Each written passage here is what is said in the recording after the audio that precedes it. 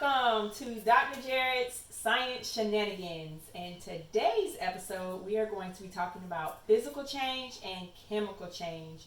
Physical change is a change that happens and it's just a temporary change. But a chemical change happens and it is a permanent change. So it cannot go back at all. So, for example, a new substance will be formed with a chemical change, but no new substance will be formed with a physical change. And there's no change in mass. So, if I had a balance scale and I was to get the mass of both objects, after I have changed it in a physical change, the mass would stay the same. But in a chemical change, there could be a new mass of the substance. And I have some items here that we're going to look at, and we're going to talk about if it was a physical change or a chemical change, and then I have a little game we're going to play at the end as well. So the first thing I have is ice. So with this piece of ice,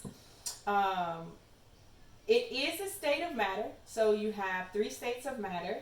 What do you think they are? I'll give you time. What do you think it is? And I think you might be right, but it depends. If you said solid, liquid, and gas, you are correct. So there are 3 states of matter: solid, liquid, and gas. And right now I have the solid form of water, which is the piece of ice. I also have in this bowl, I have the liquid form, which is water. And then water vapor, which is all around us as well, would be considered our gas. Now, when that changes states, when it goes from a solid to a liquid to a gas, it is a physical change. We have not changed it. It is still water. The only thing we did was we may have frozen it, or we may have melted it, or we may have heated it up and it becomes water vapor, but still it is a physical change because we did not change its substance. It is still water. Now I have a piece of paper here, and with this piece of paper, I'm going to tear this paper. I tore it in half, and now I'm going to tear it again. What type of change do you think just happened? Is that a physical change or is that a chemical change? Now, if you just said physical change, you are right. Go ahead and give yourself a pat on the back. But if you said chemical change, it is not a chemical change because it's still paper. It is just torn up pieces of paper. See, I tore it up again. Look, woo. It is just torn up pieces of paper. That's all it is. However, do not do this at home. Repeat after me. Do not do this at home. You must have a parental person or an adult, some type of supervision that will help you with any type of burning. So what I'm going to do is I'm going to burn this piece of paper, and see, I'm actually burning the piece of paper now. And what is happening to this piece of paper is it is a chemical change happening to the piece of paper. That's why I had that water there, because I needed to be able to get my fire out. So what I have done now is I burnt the paper. So if I was to actually take pieces of this paper here, look, this is not just the regular white piece of paper anymore. It is a burnt piece of paper, and now that burnt piece of paper is called a chemical change. So we've just looked at paper, and we've also looked at water as 2 different types of changes that are going on. Now, I have this piece of chocolate. If I was to take this piece of chocolate, I just tore the piece of chocolate, broke it in half. I just broke another piece of chocolate. Chocolate is very yummy. However, when I broke the piece of chocolate, was it a physical change or was it a chemical change? Think about it. And it was a physical change. So just by breaking the piece of chocolate, it was a physical change. Now, chocolate is a little special substance, because if I was to melt this piece of chocolate, just melting it, then after it melted, the chocolate would actually harden again.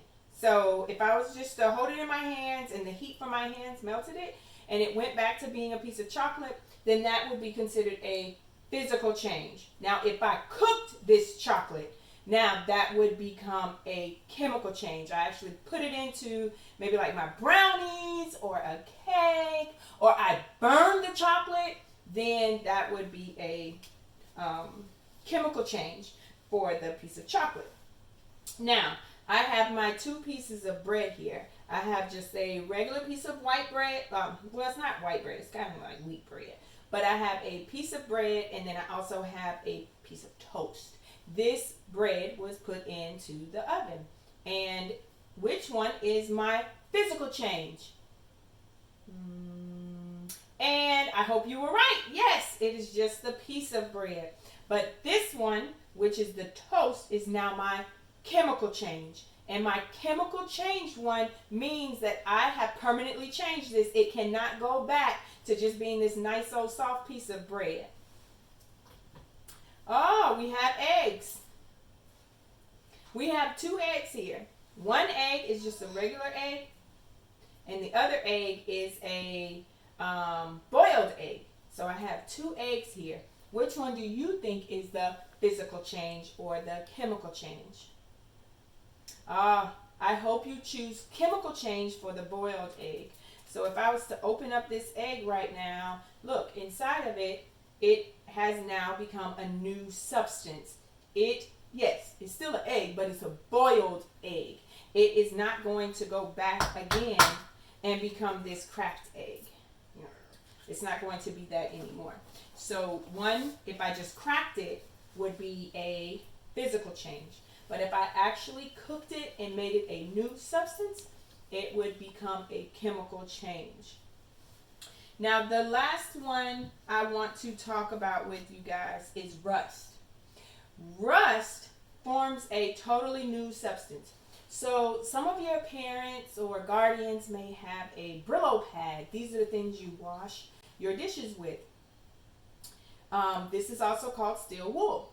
Well, what happens is I have, it becomes rusted when water and air get to it.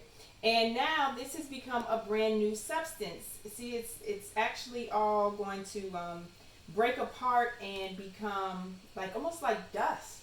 And the steel wool will actually go away because the steel wool is now becoming a new substance, which is called rust. So it's not the steel wool anymore.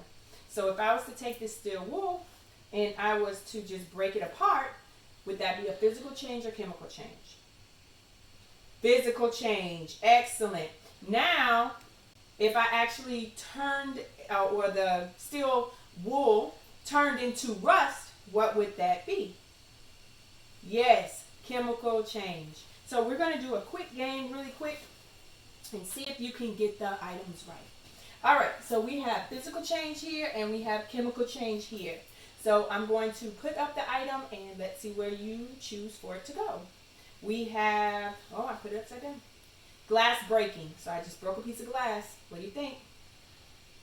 And that would be a physical change. Oh, my favorite, baking a cake. What do you think?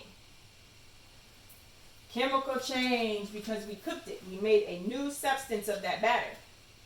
Slicing bread. Just did that one. What do you think? Yes, it would be a physical change. Lighting a match. Oh, lighting a match. What do you think? Yes, chemical change. Uh-oh. Lighting a match fell down. Oh, it doesn't have everything on it. What about mowing the lawn? Mowing the lawn. What do you think? We're just cutting the grass.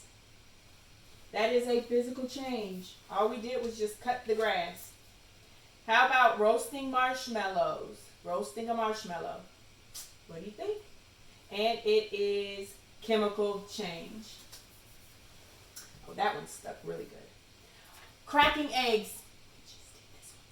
We did this one. Cracking eggs. Yes, it is physical change. Toast. Come on, guys. You know this. It is, yes, chemical change.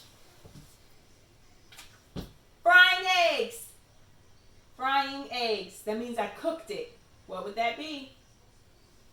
Chemical change. A rusted nail. We did this one too. You should know this. Rusting a nail. So any type of rust. Any type of rust. Yes. Chemical change. And our last one. Fresh lemonade. All I'm doing is just taking some lemonade. Lemons, squeezing it out. And I made fresh lemonade. What do you think? Yes, it is a physical change because I didn't do anything to make it a new substance. I just added some stuff to it, but I didn't make it a new substance. So based upon what you've gathered here today with me, I hope you had a great time and learned something about physical change and chemical change. See you next time.